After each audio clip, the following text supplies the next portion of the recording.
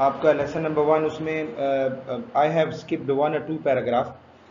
वो इसलिए कि मेरी कोशिश ये है कि पहले जिनका पेपर वेटेज बहुत ज़्यादा है, this lesson number 1, you no,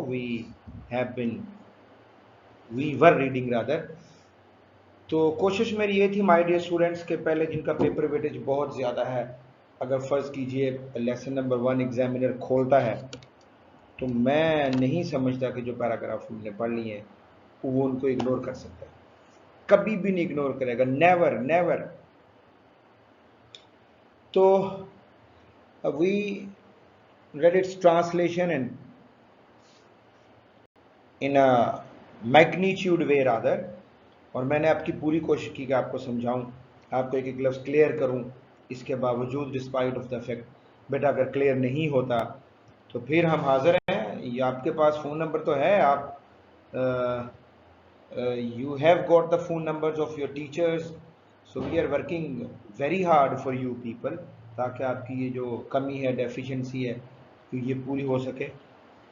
तो आप पूछ लिया करें, आप पूछ लिया करें, पूछने से तो कॉन्सेप्ट क्लियर होते हैं, आपको नहीं रोका गया। So this is the facility you are getting from your management side and our side as well. So बेटा आप पूछ लिया करें, लेक्चर को 1 दफ़ा 2 दफ़ा 3 दफ़ा सुना करें, क्लियर हो जाए। रट्टे से मी इंग्लिश टीचर, मेरा पैगाम आपको ये है, रट्टे से दूर भागना है, चीज़ों को क्लियर करना है, ग्रामर की तरफ जाना है। तो आज मैं आपके लिए जो मेरा टॉपिक है आपके लिए वो बेटा है आपकी glossary, synonyms, most important, most important. अगर आप कहीं गए हुए हैं 10 क्लास स्टूडेंट्स, तो please this is the English time, come on. मैं सिनोनिम्स शुरू करने लगा हूँ ग्लोसरी आपकी एक्सरसाइज में। तो आप आ जाइए अपनी ग्लोसरी की तरफ,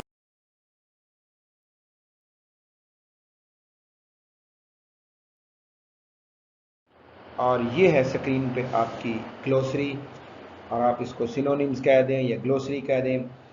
these are the words printed on your text book, लेकिन मैं इससे हटके भी आपको बताऊंगा। फिर मज़ा तो यही है ना कि आपको इससे हटके चीज़ें बताएं, ताकि अगर आपको ये याद नहीं रहता तो थोड़ा सा कोई और मीनिंग आपको दिया जाए वो भी याद रहे।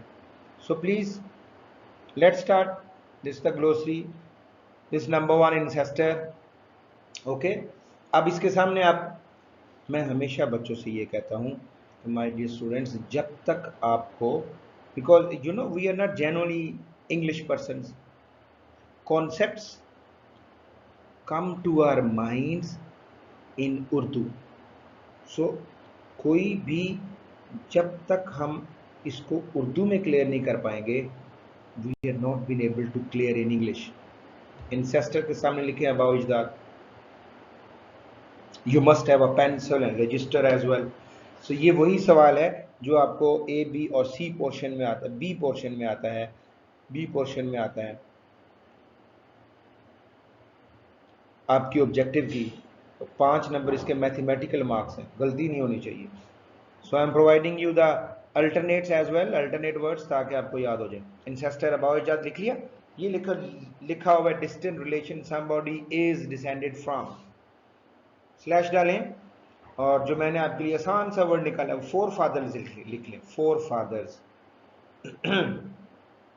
Four fathers. और एक और वर्ड है फोर बियर, FOREBEAR।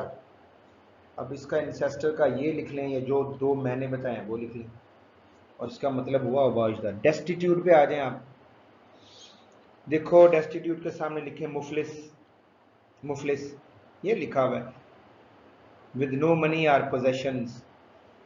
आपको मैं इसका बड़ा आसान सा देता हूं, पुअर लिख लें आप, पुअर, डेस्टिट्यूट पुअर। हाँ एक और वर्ड याद है, penniless, penniless, penniless.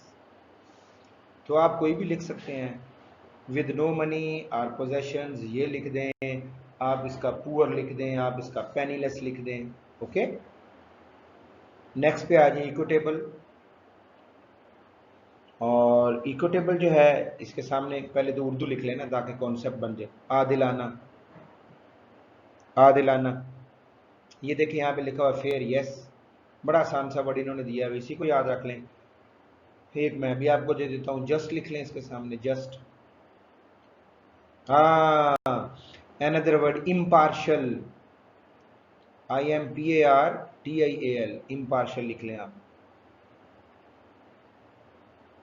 impartial. Okay, clear हो गया बेटा? नेक्स्ट फर्म पे आ जाओ. फर्म, फर्म मीन पुख्ता. उर्दू में कॉन्सेप्ट बन गया. अभी देखो डेफिनेट लिखा हुआ, बड़ा आसान है, याद कर लें इसको. डेफिनेट. हार्ड लिख लें, हार्ड. Yes, solid.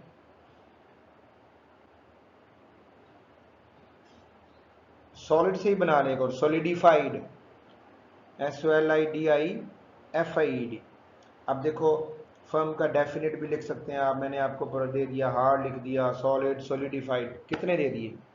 मौजें हो गई कि नहीं हो गई? बस याद कर लें आप. ये आपने करना है, ये हमने नहीं करना. फर्म हो गया. नीचे आ जाए. फो, बहुत आसान. दुश्मन, एन एनिमी इन बैटल और वॉर. दुश्मन, एन एनिमी का अगर सिंपल आप इसको एन एनिमी के गिर्द ब्रैकेट लगा देंगे तो ये भी ठीक हो जाएगा. दुश्मन के बच्चों को पढ़ाना है, याद है ना?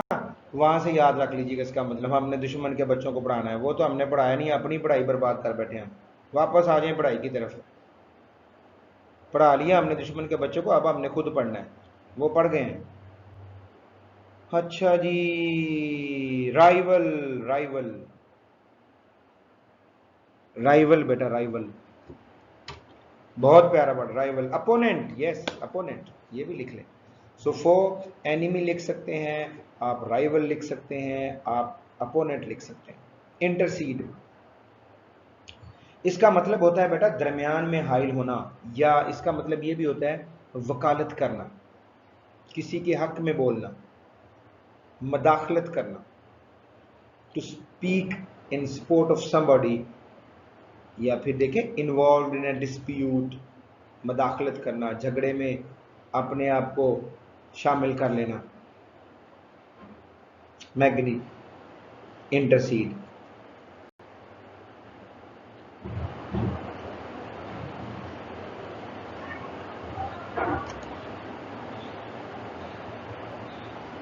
इसका वर्ड जो मुझे याद आ रहा है वो एक ही चले लिख लें इसका. अगर आपसे ये याद हो जाए तो वेरी वेल, नहीं याद हुआ तो एक लिख दें. Mediate, MEDIAT, mediate. This is the alternate for you, mediate. Meet, MET, meet, yes, mediate. And the next word is magnitude. Yes, magnitude, another one. इसको पहले तो उर्दू में लिखे अहमियत. जब तक आपको उर्दू में पता नहीं चलेगा तो इंग्लिश में कैसे लिखेंगे आप?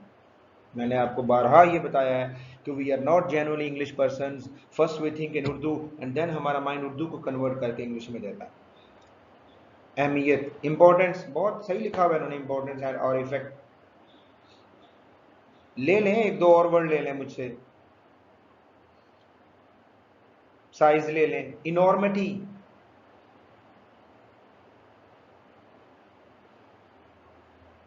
Immensity, yes, IMMENSITY. फिर इनॉर्मिटी ई से होगा, ENORMITY. फिर साइज, अब देखो कितने हो गए. Magnitude, importance, effect. फिर आई हैव प्रोवाइडेड, इनॉर्मिटी मैंने आपको बता दिया. फिर मैंने आपको साइज बता दिया. फिर मैंने आपको इमेंसिटी बता दिया. फिर कोई एक तो याद कर लीजिएगा आप. नेक्स्ट आप ओ पे आ जाए. OWO. सबसे पहले जो इसका मीनिंग लिख लें, मकरूज होना. हैवी तो मकरूज होना लिख लिया. Have to give someone amount of money. To be in debt, to be in debt, DEBT, B नहीं बोलना, to be in debt. B हल्का से टच कर लें या रहने दें. टू बी इन डेट, किसी का मकरूज होना. या फिर कोमा लगाएं, बी इंडेटेड, INDEBTED, ये भी हो सकता है. Have to give someone amount of money अगर लंबा लगे तो मैंने आपको लिखा दिया to be, sorry, be in debt. या फिर दूसरा लिख लें, बी इंडेटेड, INDEBTED. नेक्स्ट है बेटा रिवेंज. सबसे पहले तो इसका मतलब लिखे रिवेंज, बदला, बदला.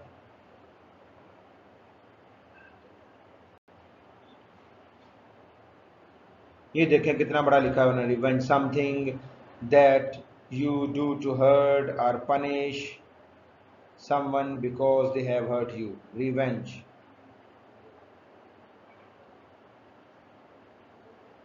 punish someone को ब्रैकेट में कर लें आप बेशक,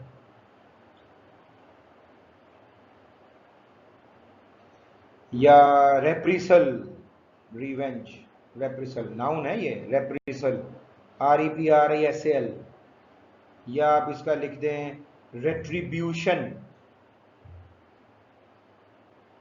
या मैंने इसको ब्रैकेट में आपको करवा दिया टू पनिश समवन, ना ज्यादा लंबा याद करें, टू पनिश समवन, या मैंने आपको लिखा दिया रेप्रिसल, फिर मैंने आपको लिखा दिया retribution. You got 3 words right now, तो कोई एक याद कर लीजिएगा, मेहरबानी फरमाइएगा हैं। फिर है जी नेक्स्ट सीख है बेटा, लास्ट वन।